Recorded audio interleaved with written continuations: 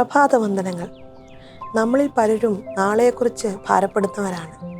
എല്ലാം കരുതി വെച്ചിട്ടുണ്ടെങ്കിൽ പോലും നാളെ എന്താവുമെന്ന് ചിന്തിക്കുന്നവരുണ്ട്. നമ്മുടെ കുഞ്ഞുങ്ങളുടെ ഭാവി എന്താവും, അങ്ങനെയൊക്കെ ഒത്തിരി പേര് നാളെയെക്കുറിച്ച് ഭാരപ്പെടുന്നു.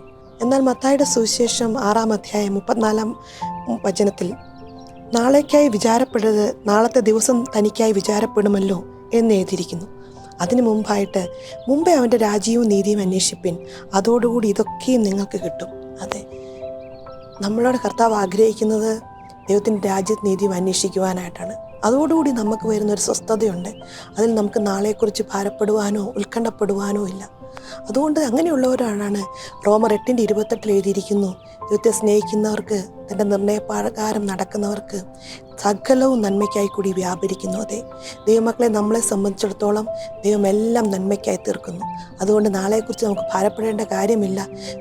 നാളേക്ക് വേണ്ടി വലിയൊരു പ്രത്യാശ നമ്മളിൽ ഉണ്ടാകട്ടെ. നമുക്ക് പ്രാർത്ഥിക്കാം. ദൈവമായ കർത്താവെ, ഞങ്ങൾ ഒരുമിച്ച് പ്രാർത്ഥിക്കുന്നു. കർത്താവെ, ഞങ്ങളിലുള്ള ആകുലതകൾ, ഉത്കണ്ഠകൾ, ഭാവിയെക്കുറിച്ചുള്ള ഭയം, ഇവയെല്ലാം പലപ്പോഴും ഞങ്ങളെ വേട്ടയാടുമ്പോൾ കർത്താവിൻ്റെ വചനം പറഞ്ഞിരിക്കുന്നത് പോലെ ദൈവമക്കൾക്കായിട്ടെല്ലാം നന്മയ്ക്കായി കൂടി വ്യാപരിക്കുന്നു എന്ന് പറഞ്ഞ വചനം ഞങ്ങൾ ഏറ്റെടുത്ത് പ്രാർത്ഥിക്കുന്നു. വലിയൊരു സ്വസ്ഥതയും സമാധാനവും ദിവസങ്ങളിൽ ഞങ്ങളുടെ ഹൃദയത്തിലേക്ക് അങ്ങ് തരുന്നതിനായിട്ട് നന്ദി കർത്താവെ. ഞങ്ങൾ അങ്ങയെ സ്നേഹിക്കുന്നു.